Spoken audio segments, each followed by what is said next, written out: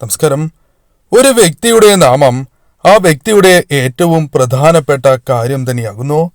കാലാകാലങ്ങളായി ദേവതകളുടെ നാമങ്ങൾ മക്കൾക്ക് ഇടുന്നതുമാണ്. നിത്യവും അവരുടെ നാമം വിളിക്കുന്നതിലൂടെ ജീവിതത്തിൽ ഉയർച്ചയും വന്ന് ചേരുന്നതാണ്. ന്യൂമറോളജി പ്രകാരം ജീവിതത്തിൽ ഒരു വ്യക്തിയുടെ പേര് അവരുടെ ജീവിതത്തെ കാര്യമായി തന്നെ ബാധിക്കുന്നു. ജീവിതത്തെ അത് പ്രതികൂലമായും അനുകൂലമായും അത് ജീവിതത്തിൽ ഫലങ്ങൾ നൽകും എന്ന് തന്നെ പറയാം. എന്നാൽ ശ്രീകൃഷ്ണ ഭഗവാന്റെ ചില നാമങ്ങൾ ഉള്ളവർക്ക് ജീവിതത്തിൽ എവിടെയും വിജയങ്ങൾ വന്ന് ചേരുന്നതാകുന്നു. ഇവർക്ക് ജീവിതത്തിൽ വൈകിയാണ് എങ്കിലും സകല ഐശ്വര്യങ്ങളും കടന്നുവരും എന്ന കാര്യമാണ് നാം ഓർക്കേണ്ടത്. ഈ നാമങ്ങൾ ഏതെല്ലാമാണ് എന്ന് ഈ വീഡിയോയിലൂടെ വിശദമായി തന്നെ മനസ്സിലാക്കാം. ഈ പരാമർശിച്ചിരിക്കുന്ന നാമങ്ങളിൽ നിങ്ങളുടെ നാമമുണ്ട് എങ്കിൽ, അതല്ല ശ്രീകൃഷ്ണ ഭഗവാന്റെ മറ്റ് നാമങ്ങളാണ് ഉള്ളത് എങ്കിൽ ആ നാമങ്ങൾ കമന്റ് ബോക്സിൽ രേഖപ്പെടുത്താവുന്നതാണ്. അതായത് നിങ്ങളുടെ നാമങ്ങൾ കമന്റ് ബോക്സിൽ രേഖപ്പെടുത്താവുന്നതാകുന്നു. ഭഗവാനെ മനസ്സിൽ ധ്യാനിച്ചുകൊണ്ട് ഹരേ കൃഷ്ണ എന്ന് കമന്റ് ബോക്സിൽ രേഖപ്പെടുത്തുവാൻ ഏവരും ശ്രമിക്കുക. ആദ്യത്തെ നാമമായി പരാമർശിക്കുന്നത് വിവാൻ എന്നാണ്. വിവാൻ എന്ന നാമത്തിന് ചില അർത്ഥങ്ങളുണ്ട്. പ്രഭാതത്തിലെ ഉദയസൂര്യ കിരണങ്ങൾ എന്നും അർത്ഥമാക്കാം. കൂടാതെ ശ്രീകൃഷ്ണ ഭഗവാനെ പോലെ ജീവിതത്തിൽ മുഴുവൻ ഈശ്വരാധീനം ഉള്ളവൻ എന്നും ഈ പേരിന്റെ അർത്ഥം വരുന്നു.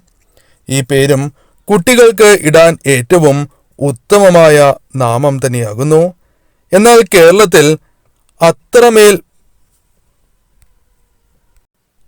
കേരളത്തിൽ ഈ പേര് വ്യാപകമല്ല എന്ന് തന്നെ പറയാം. മറ്റൊരു നാമം ദർശ് എന്നാകുന്നു. ദർശ് എന്ന നാമത്തിന്റെ അർത്ഥം ലക്ഷ്യം, അതായത് വ്യക്തമായ കാഴ്ചപ്പാട്, ലക്ഷ്യത്തെക്കുറിച്ച് ഉള്ളവർ എന്ന് തന്നെ അർത്ഥമാക്കാം. കൂടാതെ സങ്കല്പം ഉള്ളവർ, ഭഗവാനെ പോലെ നേതൃപാടവം ഉള്ളവർ എന്നിങ്ങനെ നിരവധിയാർന്ന അർത്ഥങ്ങൾ ദർശ് എന്ന നാമത്തിനുണ്ട്. അതിനാൽ വളരെ വലിയ പ്രാധാന്യം ഈ നാമത്തിന് ഉണ്ട് എന്ന് തന്നെ പറയാം. അതേപോലെയുള്ള മറ്റൊരു നാമമാണ് ഭാസി എന്ന് പറയുന്നത്. പലർക്കും ഭാസി എന്ന നാമം ഏവർക്കും പരിചിതം തന്നെയാണ്. ഭാസി എന്ന നാമത്തിന് പല അർത്ഥങ്ങളുണ്ട്. തിളങ്ങുന്നവർ എന്ന് അർത്ഥമാക്കാം.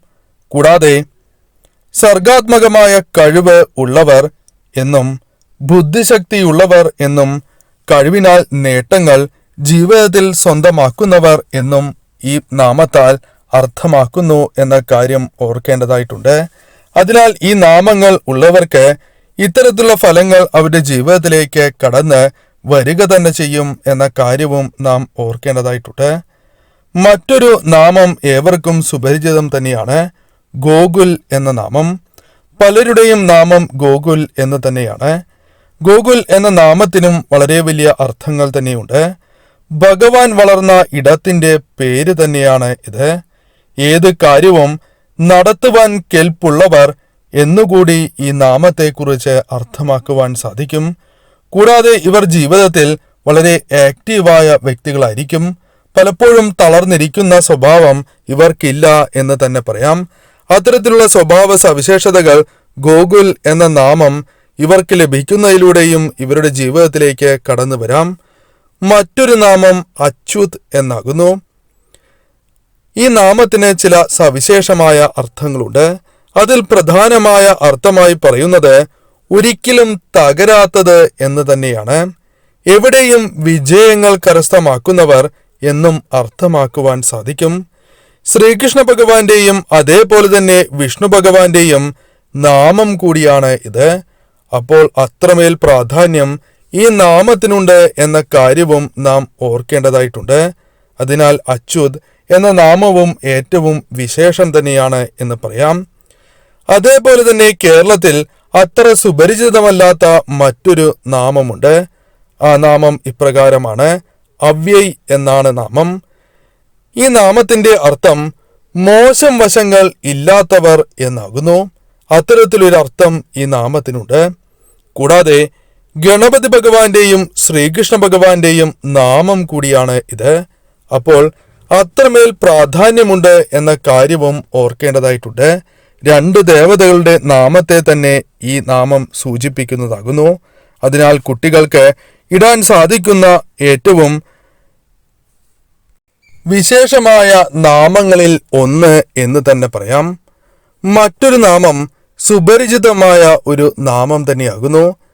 പലർക്കും കേരളത്തിൽ ഇടുന്ന ഒരു പേര് തന്നെയാണ് ഇത്.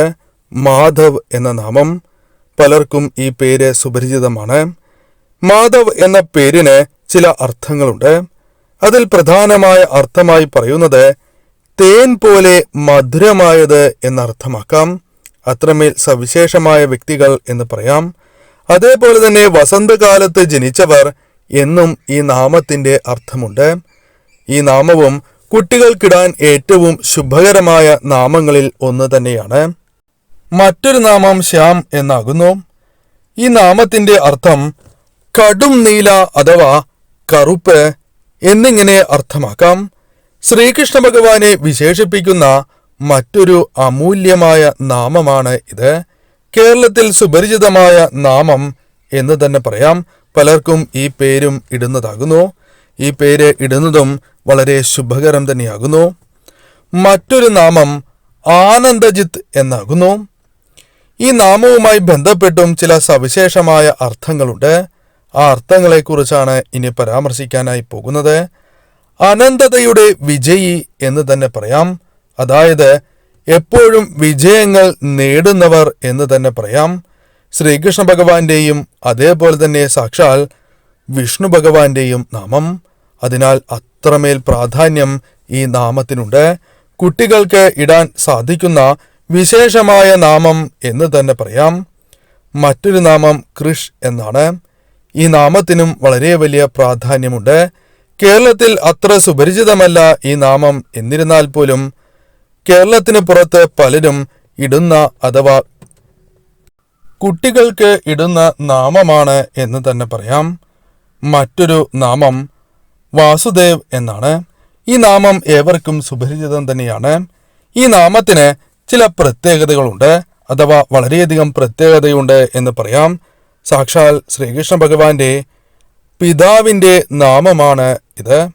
അതിനാൽ തന്നെ ഈ നാമം കുട്ടികൾക്കിടുന്നത് വളരെ ശുഭകരമാണ് എന്ന് തന്നെ പറയാം.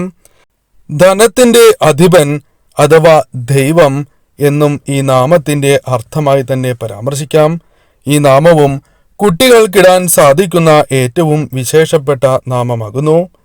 വിശേഷപ്പെട്ട മറ്റൊരു നാമം കൂടിയുണ്ട്, ശ്രീ അൻഷ്. ഈ നാമം ഭഗവാന്റെ അംശവുമായി ജനിച്ചവർ എന്നാണ് അർത്ഥമാക്കുന്നത്. അതിനാൽ തന്നെ ഈ നാമം ഏറ്റവും വിശേഷമാണ് എന്ന് തന്നെ പറയാം. കുട്ടികൾക്ക് ഐശ്വര്യം വന്നു ചേരുവാൻ സഹായകരമാണ് ഈ നാമം. കൂടാതെ ഭാഗ്യം വർദ്ധിക്കുവാനും അതേപോലെ തന്നെ ഈശ്വരാധീനം വർദ്ധിക്കുവാനും ശുഭകരമാണ് ഈ നാമം. അതിനാൽ തന്നെ ഈ നാമം കുട്ടികൾക്കിടുന്നത് ശുഭകരമാണ് എന്ന് പറയാം. എന്നാൽ കേരളത്തിൽ ഈ നാമം സുപരിചിതമല്ല എന്ന കാര്യവും നാം ഓർക്കേണ്ടതായിട്ടുണ്ട്. അതിനാൽ കുട്ടികൾക്ക് ഇനി നാമങ്ങൾ ഇടുമ്പോൾ മാതാപിതാക്കൾക്ക് ഓർക്കാവുന്ന നാമങ്ങളിൽ ഒന്ന് തന്നെയാണ് ഇത്. മറ്റൊരു നാമം ആത്വിക് എന്നാണ്. ആത്വിക് എന്ന നാമത്തിന്റെ അർത്ഥം അത്രയും പവിത്രമായത് എന്നാകുന്നു. അത്രമേൽ ശുഭകരം തന്നെയാണ് ഈ നാമവും. പവിത്രമായ എന്ന് അർത്ഥമാക്കുന്നു. അതിനാൽ ഈ നാമം സ്വീകരിക്കുന്നതിലൂടെയും കുട്ടികൾക്ക് ശുഭകരമായ മാറ്റങ്ങൾ വന്നു ചേരാം.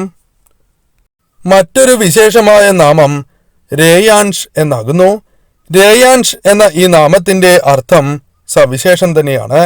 ആദ്യ കിരണം എന്നാണ് അർത്ഥമാക്കുന്നത്. കൂടാതെ ഈ നാമത്തിന് മറ്റൊരു പ്രത്യേകതയുമുണ്ട്. സാക്ഷാൽ വിഷ്ണു ഭഗവാന്റെ നാമം കൂടിയാണ് ഇത്. അതിനാൽ രേയാൻഷ് എന്ന ഈ നാമം തീർച്ചയായും കുട്ടികൾക്ക് ഇടാൻ സാധിക്കുന്ന ഒരു നാമം തന്നെയാകുന്നു. ഈ നാമങ്ങൾ തീർച്ചയായും കുട്ടികൾക്ക് ഇടുന്നതിലൂടെ അവരുടെ ജീവിതത്തിൽ ശുഭകരമായ കാര്യങ്ങൾ സംഭവിക്കുന്നതിന് സഹായകരമാണ്. ഭഗവാന്റെ കൃപാകടാക്ഷം ഇരട്ടിക്കുന്നതിനും സഹായകരമാണ് എന്ന കാര്യവും ഓർക്കേണ്ടതായിട്ടുണ്ട്. അതിനാൽ ഇനി മുതൽ മാതാപിതാക്കൾ പേരുകൾ നോക്കുമ്പോൾ ഈ പേരുകൾ കൂടി ഉൾപ്പെടുത്തുവാൻ ശ്രമിക്കുക. ഈ പരാമർശിച്ചിരിക്കുന്ന നാമങ്ങളിൽ നിങ്ങളുടെ നാമമുണ്ട് എങ്കിൽ അതല്ല ശ്രീകൃഷ്ണ ഭഗവാന്റെ മറ്റ് നാമങ്ങളാണ് ഉള്ളത് എങ്കിൽ ആ നാമങ്ങൾ കമന്റ് ബോക്സിൽ രേഖപ്പെടുത്താവുന്നതാണ്. അതായത് നിങ്ങളുടെ നാമങ്ങൾ കമന്റ് ബോക്സിൽ രേഖപ്പെടുത്താവുന്നതാകുന്നു.